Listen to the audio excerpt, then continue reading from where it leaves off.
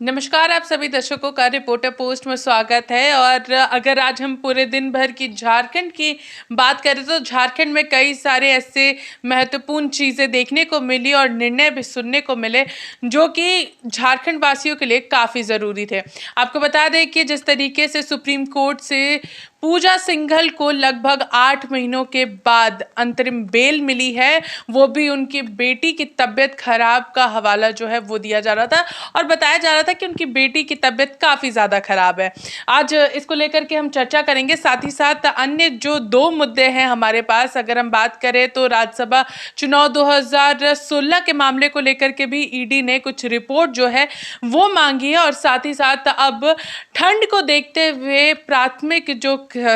Classes है 1 से 5 तक के जो बच्चे हैं उन लोगों के लिए 1 सप्ताह का छुट्टी जो है वो बढ़ा दिया गया है, यानी 8 जनवरी तक ये छुट्टी जो है वो बढ़ा दी गई है। शिक्षा मंत्री जगन्नाथ महतो ने इसको आज बताया है। हम लोग सीधे इसको लेकर के जुड़ेंगे हमारे संवाददाता आशुतोष से, हम लोग सीधे इनसे बातचीत करते हैं। सबसे पहला मुद्दा अगर हम बात करेंगे तो पूजा सिंघल का मामला रहा। लगभग 8 महीनों के बाद वो अंतरिम बेल पर बाहर आ रही हैं। जी पूजा, कहीं ना कहीं जिस तरह से ईडी की रेड 6 मई को, बीते साल जो 6 मई को पड़ी, उसके बाद पूजा सिंघल की गिरफ्तारी जो है 11 मई को होती है। और उसके बाद ईडी जो है इस मामले में, जो चूंकि ये मनरेगा से चला था, जांच का दायरा जो ईडी ने जब टेक ओवर किया था, तो मनरेगा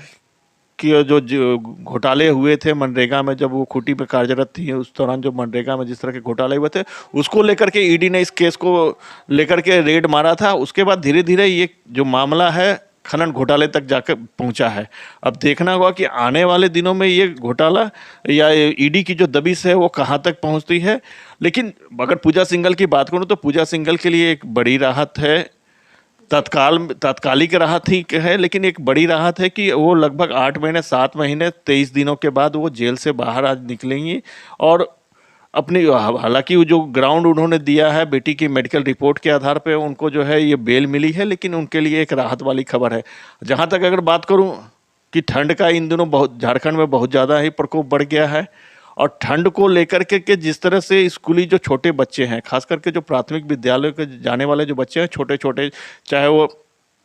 क्लास 1 की अगर बात करूं तो वहाँ लगभग 5 वर्ष की उम्र के बच्चे आते हैं। उसके बाद वहाँ से क्लास 5 तक, माने करीब तकरीबन 10 साल के बच्चों के लिए, चूँकि ठंड का मौसम, अभी सूरज के दर्शन नहीं हो रहे हैं, पूरा झारखंड जो है कड़ाके की शीतलहर के चपेट में है। तो ऐसे में कहीं ना कहीं एक उन बच्चों के लिए और उनके माता पिता के लिए एक राहत भरी खबर है कि बच्चे, चूँकि ठंड के दिनों में बच्चों में बहुत सारी बीमारियां जो है इस समय, चूँकि हाल के दिनों में जिस तरह से कोरोना का भी कहा जा रहा है कि प्रकोप बढ़ रहा है, हालांकि अभी रांची में या झारखंड में अभी इस तरह के मामले नहीं आए हैं, लेकिन ठंड को देखते हुए सरकार ने, जो शिक्षा मंत्री ने जो आज ये नोटिफिकेशन जारी करके प्राथमिक विद्यालयों में क्लास 1 से 5 तक के लिए जो छुट्टी का जो है पीरियड वो बढ़ा दिया है 8 जनवरी तक। तो ये एक तात्कालिक राहत है कि जो छोटे बच्चे हैं, जो स्कूल जाने वाले बच्चे हैं, उनको एक बड़ी राहत मिली है कि ठंड से वो अपना बचाव कर सके। अगर हम बात करें पूजा सिंघल की आशुतोष, तो जिस तरीके से वो कई बार याचिका दे रही थी, हाई कोर्ट से उन याचिका पर सुनवाई भी हो रही थी, मगर उन्हें बेल नहीं मिल पा रही थी। और जो अभी मेडिकल ग्राउंड उन्होंने बताया है, जिसको देखते हुए वो दिल्ली भी रवाना हो चुकी हैं, तो कहीं ना कहीं कोर्ट से ये भी आदेश दिया गया है आशुतोष कि वो दिल्ली एनसीआर से बाहर नहीं जा सकती। जी, कहीं ना कहीं जो उन्होंने जो अपनी बेटी का जो मेडिकल जो ग्राउंड लगाया था, चूँकि इससे पहले उनको ईडी कोर्ट से उनकी जो है जमानत अर्जी खारिज हो चुकी थी, इसके बाद वो हाई कोर्ट गई, वहाँ भी जमानत अर्जी खारिज हुई। उसके बाद उन्होंने बेटी के मेडिकल ग्राउंड के आधार पे, चूँकि उनका कहना था जो मेडिकल ग्राउंड उन्होंने जो सुप्रीम कोर्ट में डाला था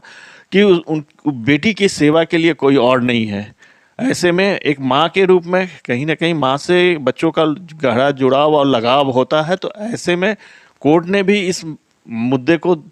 समझा और उसके बाद उनको जो ये राहत दी है, और 1 महीने का अंतरिम राहत दी है। हालांकि उसमें कई सारे शर्तें लगाई है, कंडीशंस लगाई है। अब देखना होगा कि क्या कुछ शर्तें उन्होंने लगाया है कोर्ट ने। जब तक ये ऑर्डर की कॉपी जब तक सामने नहीं आती है तब तक कहना थोड़ा मुश्किल है कि क्या कुछ शर्तें हैं। लेकिन 1 महीने की जो जमानत मिली है उनके लिए एक बड़ी राहत की खबर है कि वो जेल से बाहर अब खुली हवा में कुछ दिनों के लिए वो सांस ले पाएंगी। तो एक तरफ जहां पूजा सिंघल को एक बड़ी राहत जो है वो सुप्रीम कोर्ट से ज़रूर मिली है, 1 महीने का अंतरिम बेल जो है वो उन्हें मिला है, वहीं दूसरी ओर बच्चों के लिए भी एक बड़ी राहत और कहीं ना कहीं कहा जा सकता है बच्चों के लिए एक बड़ी खुशखबरी ये है कि क्योंकि ठंड में बच्चों को जल्दी उठने की इच्छा नहीं करती है, तो बच्चों के लिए एक बड़ी खुशखबरी है यहाँ पर कि अब उनके 1 से लेकर के 5 स्टैंडर्ड तक के जो बच्चे हैं उनकी छुट्टियां जो है वो यहाँ पर बढ़ा दी गई है। तो इसके बारे में हमने ज़रूर यहाँ पर चर्चा की और जिस तरीके से शिक्षा मंत्री ने अभी तुरंत में ही अभी इसको लेकर के नोटिफिकेशन जारी किया है, तो ये माना जा रहा है कि ये कल से ही शुरू हो जाएगा। जी, कहीं न कहीं ये तात्कालिक प्रभाव से जो नोटिफ़िकेशन जो जारी हुआ उसमें तात्कालिक प्रभाव से ही जो है इस छुट्टी को जो है अप्रूव किया गया है कि क्लास 1 से लेकर के क्लास 5 तक सरकारी विद्यालयों में, प्राइवेट विद्यालय को इससे बाहर रखा गया है। वो चूंकि सरकार के द्वारा संचालित नहीं होते हैं, तो सरकारी विद्यालय जितने भी हैं झारखंड में, उन सारे सरकारी विद्यालयों में और खास करके प्राथमिक विद्यालय जहां कक्षा 1 से 5वीं तक की पढ़ाई होती है, उन विद्यालयों के बच्चों को एक बड़ी राहत मिली है। चूंकि ठंड काफ़ी ज़्यादा है, हाड़ कपा देने वाली ठंड है, शीतलहर का प्रकोप ये है कि कहा जाए तो 1 जनवरी से अगर देखें तो 1 जनवरी से आज 3 जनवरी है पूजा, और इन 3 दिनों में जो है सूर्य देवता का दर्शन ना के बराबर हुआ है। तो ऐसे में छोटे बच्चों के लिए एक राहत भरी बड़ी खबर है कि उन्हें इस ठंड में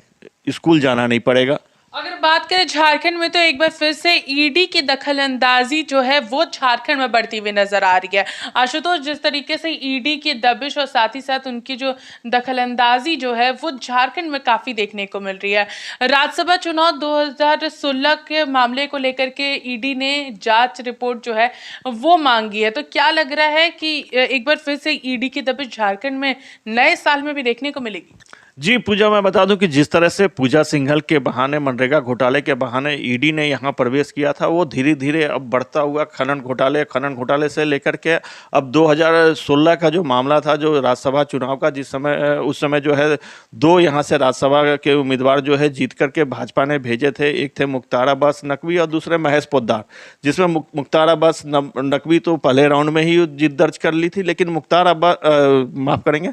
जो महेश पोद्दार के जो भाजपा के जो प्रत्याशी थे, दूसरे प्रत्याशी थे, उनका सीट फंस रहा था और उन्हें कुछ वोट का जो मार्जिन था वो कम हो रहा था। तो ऐसे में जो है जो उसमें जो तत्कालीन जो जेवीएम जो पार्टी हुआ करती थी, उनके जो सुप्रीमो थे बाबूलाल मरांडी, जो अभी वर्तमान में भाजपा में है और भाजपा विधायक दल के नेता हैं, उन्होंने ही उस समय जो है इस मामले को उठाया था और इस मामले को लेकर के उन्होंने कुछ ऑडियो भी वायरल